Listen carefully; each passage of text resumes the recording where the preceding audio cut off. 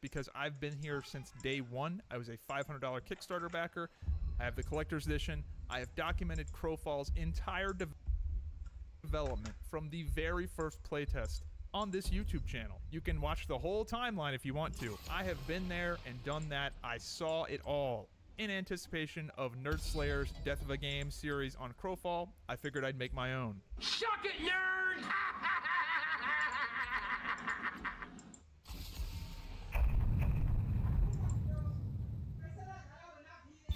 Crowfall started off in January 2015 with the website play2crush.com. This gave off a mysterious vibe of a hardcore PvP MMO that was being developed, where the consequences mattered. What could possibly go wrong with a hardcore MMORPG? Check it.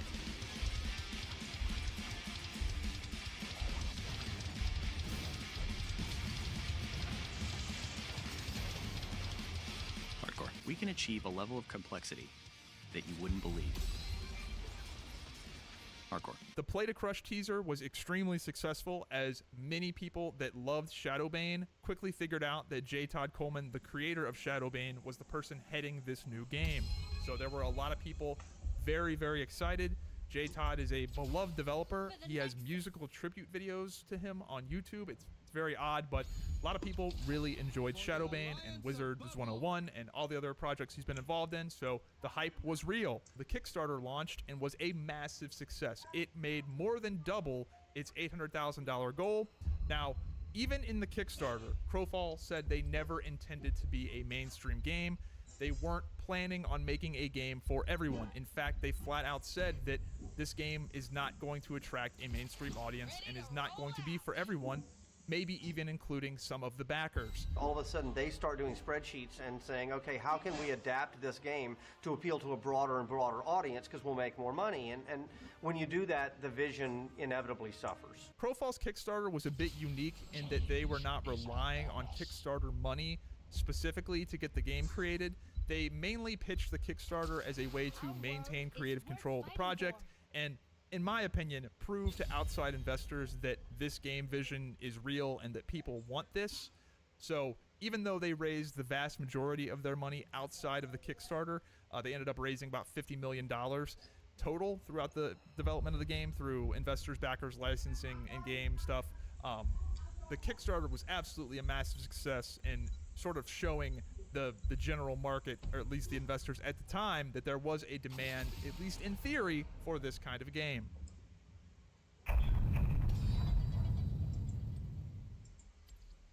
Crowfall's earliest concept testing was a white sandbox game mode called Hunger Dome. This was a battle royale where teams of 3 could see who would survive the longest in this arena. Now, funny thing about Hunger Dome is that it came out in 2015. 2 years before PUBG and Fortnite popularized the Battle Royale game mode. Hunger Dome was only ever intended to be a testing game mode where the developers could get very focused feedback on combat, movement, and all of the other engine features. It was a way to smash players together and see what breaks. That's what the function of Hunger Dome was, with a little bit of a game wrapper on it. Combat during Hunger Dome was significantly different than what we got in the final product. There was much more of a focus on animation-locked combat, similar to how New World plays. There were real-world projectiles with spells. There was much more of an emphasis on player collision and physics.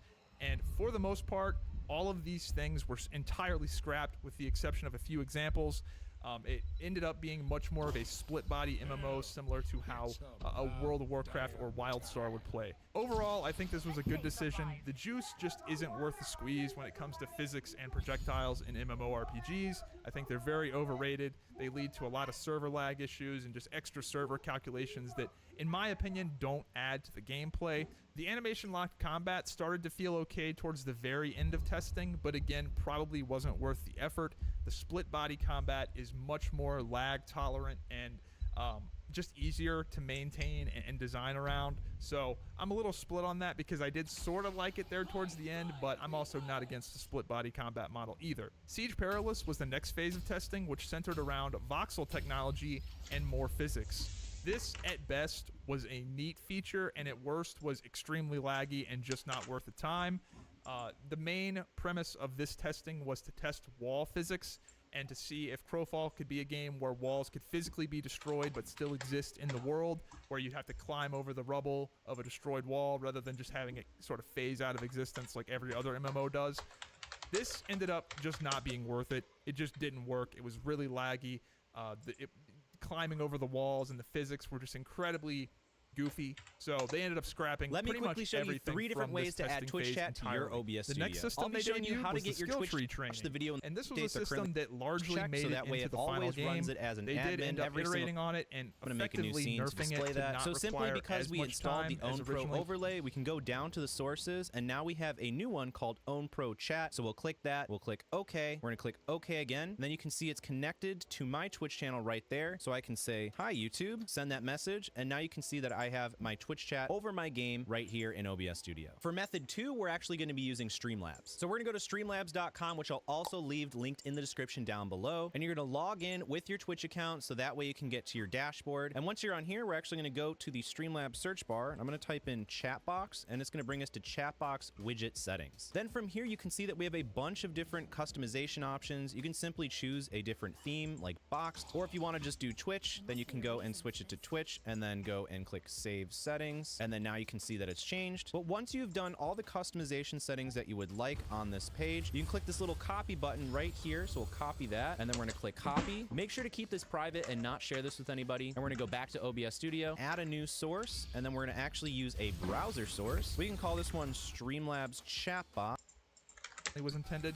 This skill tree system was to function like EVE Online's system, where the skills train in real-world time, and it takes years to progress through skills, and it's a long-term progression system.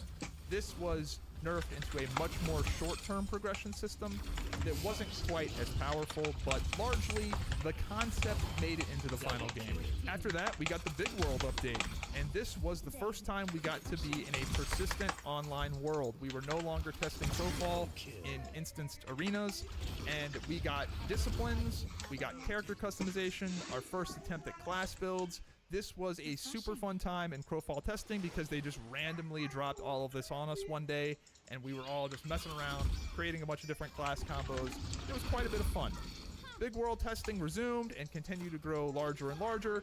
Eventually, we started seeing things like 25v25 combat that didn't completely kill the server. We started to see forts come online, outposts come online. The performance was just getting better and better, and the combat was starting to shape up. They were starting to sort of figure out how the classes were being designed and what they were really going for when it came to the gameplay feel. And we were starting to actually play in a world where people were participating in harvesting, crafting, PvP objectives. The game loop, while extremely rough, was there. There was a loop, and it was pretty fun.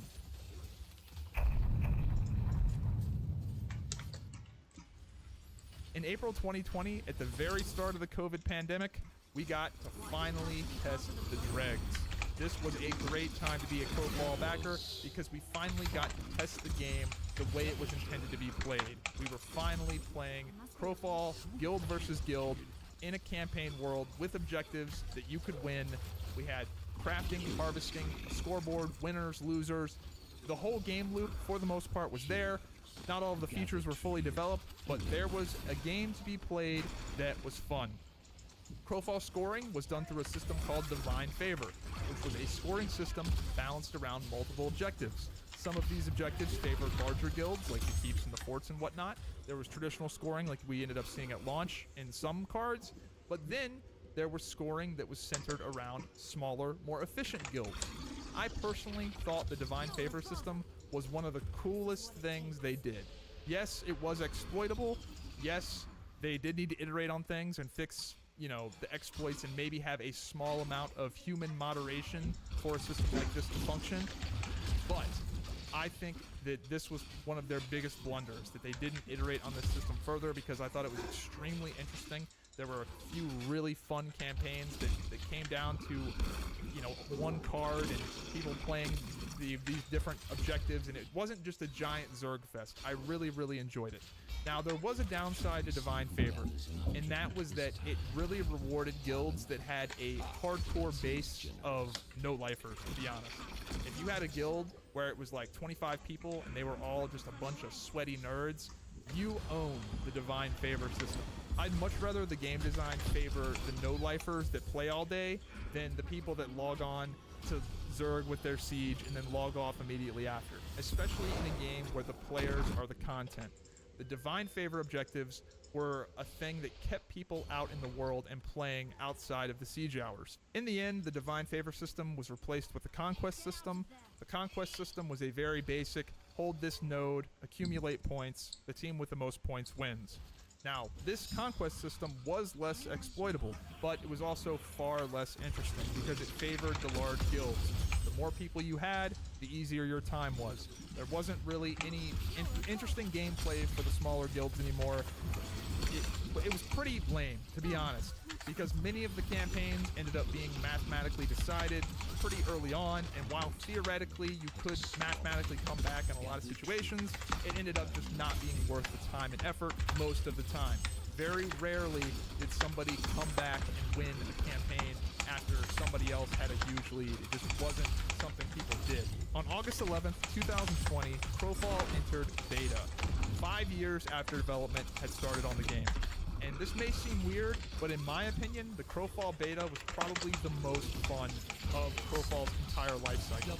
All of the systems were pretty new, so they were fresh in our brains. The game was still getting updates pretty frequently because they were bringing new major features online.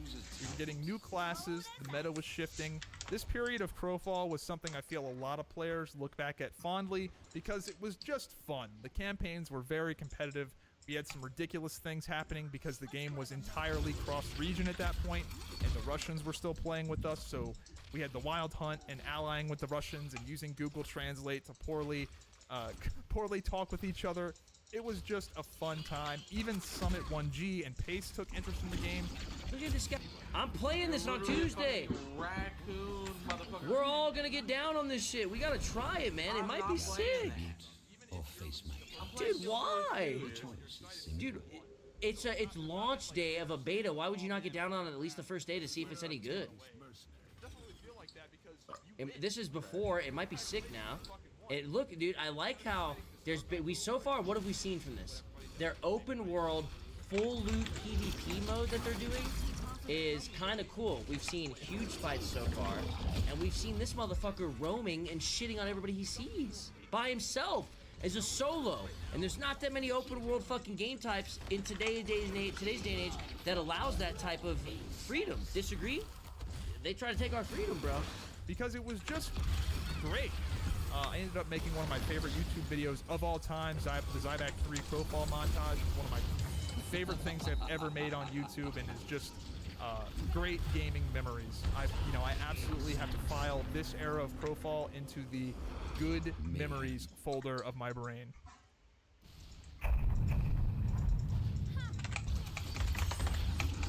Hunger Dome is back. That's right. After 5 years, it's time to play some more Hunger Dome again. This Hunger Dome tournament was very obviously a marketing gimmick in preparation for Crowfall's launch. At this point, they hadn't officially announced the launch yet, but this came so far out of left field that it was just very bizarre. However, it was something that people like myself and many others were cautiously optimistic about. It didn't make a lot of sense, but to be honest, there was some fun to be had because Crowfall's small to medium scale combat is the best gameplay Crowfall has to offer. I don't think too many people that actually participated in Crowfall's small to medium sized combat would have too many negative things to say about it. But it just didn't make sense. In the big picture, in the grand scheme of what Crowfall is, the ECS tournament was pretty bizarre. Crowfall being an open world game had a serious weakness, and that was that finding fun, fair, and compelling PvP fights could be few and far between, and certainly it wasn't guaranteed. So having Hunger Dome being a concentrated experience where you knew for sure you were going to get some fun Crowfall PvP was something that many people found appealing, and I feel like they were planning on developing this system further and having it almost be like a sub-game similar to how WoW Arenas function, but they never ended up further developing Hunger Dome after the tournament. It just sort of died. 1 week after the Hunger Dome tournament was over, Crowfall officially announced its release date of July 6th, 2021. So July 6th, 2021 comes along, and Crowfall's launch goes relatively smoothly. The game did not have a massive surge of players they were hoping for, But there were a lot more players than we had ever seen. A lot of new faces, a lot of new guilds. People that had never logged onto the game were logging onto the game. So, what went wrong?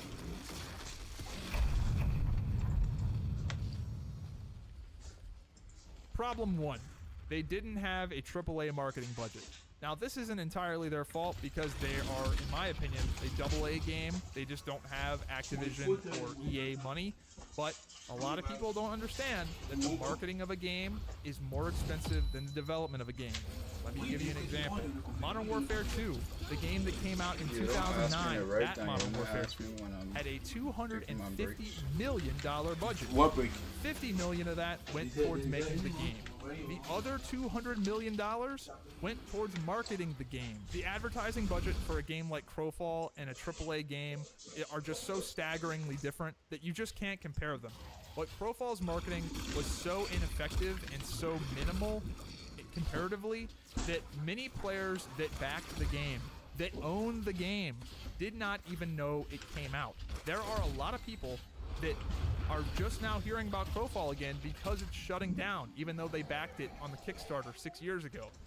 That's a lot of people. That's kind of crazy that that happened. Problem number 2, 2,500 man alliances. You could have an alliance of 5 guilds in Crowfall and have 500 players per guild. So, naturally, the game escalated into larger and larger and larger fights. And a 2,500 man alliance cap is huge considering the zones are capped at 250 players. So, nearly all of the large-scale PvP that happened at launch was extremely laggy, it was very zergy, and as we talked about previously in this video, more players was always better. Whether it was harvesting, crafting, PvP, every aspect of the game, having more people was always better. The only time this was not the case was when the Divine Favor scoring system was implemented, and that was axed. So, more was better, and 2,500 man alliances were just crazy. Problem 3, no-show sieges and the lack of a handshake siege system. So, Crowfall worked on a system called the siege schedule, meaning that 2 to 3 times a week, your forts and keeps could be attacked. This meant that regardless of if anybody was actually going to attack you, you needed to have your guild rally in preparation for a potential attack. So, every Tuesday night, it meant that you need to get you and 100 of your buddies online to sit in your keep and just see if somebody attacks. And the vast majority of the time, people wouldn't attack. So it led to the phrase no-show sieges, where a guild would organize and get everybody to log on, everybody's ready and prepared, and nothing happens. This would happen over and over and over again, and eventually it was a boy who cried wolf situation where people would just stop showing up because nothing happened and it was just sitting around being bored, and then somebody would attack and you'd get zerged and lose your keep and all that hard work that you built, you did to build up that keep. Next problem. Let's say that somebody does siege your keep and you're there defending it. Oh boy, here's where the fun begins, right? It's time to go to war. Well, not really. In my opinion, the large-scale gameplay in Crowfall just wasn't good. It was either laggy, zergy, clumpy, or spammy, or all of the above. Rarely was the large-scale gameplay from an actual gameplay perspective good. And there was a phrase used to describe Crowfall sieges, and that was numbers sensitivity. The game was incredibly numbers sensitive, meaning that the group that had the most players playing the meta, for the most part, would win. This was the case 95+% of the time. Now, you will see YouTube videos where people are winning outnumbered fights, but generally, that's one group playing the meta and another group playing random stuff or just a bunch of random noobs all organized together. Very rarely did one group playing the meta beat another group playing the meta and have less people. It just didn't happen. Bro, you got water Next for up, us we to have drink when we performance play? and optimization. Performance in Crowfall just wasn't very good. Crowfall had a procedurally generated You got world. water for us to While drink I when we thought it play? was a pretty cool feature. It meant got water that for us the to game drink when we world could play? not be heavily optimized. Static maps and static assets allow you to cheat when it comes to optimization. You can bake in lighting and do all sorts of tricks where you have one-sided textures. You can do a lot of things when the map doesn't change, and you can really make the assets extremely performant. Ironically, I think Crowfall performed pretty well in large-scale battles, especially considering how many players were on screen. It was the small-scale combat and the general game feel that just felt off. You'd get inconsistent frame rates running around in a totally open field, and certain parts of the map would just lag. You'd just get like 30 frames a second in certain war tribe camps. And when you go from playing a game like Overwatch, where it's, you know, a steady frame rate all the time, 144 frames a second, never drops, and then you go and play Crowfall, and you're running around an open field with low texture grass, and it's like 60 FPS, 40 FPS, 60 FPS, 40 FPS. That is incredibly jarring. Getting those little tiny micro stutters, while the game is absolutely still playable. I had a lot of fun with the game. That kind of stuff is very jarring, and it makes your game feel exhausting to play, especially if you're coming from a AAA game like a Valorant, Overwatch, a CSGO, a game where you're not dealing with those frame drops and inconsistencies. Next up, we have the harvesting and crafting, and oh boy, was this a big problem. This system was just entirely too complex and required too many people. All of it was just a complete pain in the ass, and I don't think anybody would look back to the crafting and harvesting and all the hoops you had to jump through to do that and go, man, that was so fun.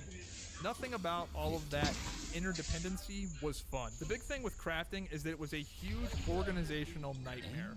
And what ended up actually happening was that many of the people that wanted to craft just had like 8 different accounts. Rather than dealing with 8 separate people to get the things you need, it was just one guy with 8 accounts. So many things about the crafting system were just a nightmare. One obvious example was just inventory management. Dealing with your inventory in Crowfall was a big part of the game. Like, it was just a serious time sink, dragging around items. What's in my bank? What's not in my bank? What's on this character? What's on that character? What's in God's Reach? What's in the EK? All of it was just incredibly exhausting. Doing the export shuffle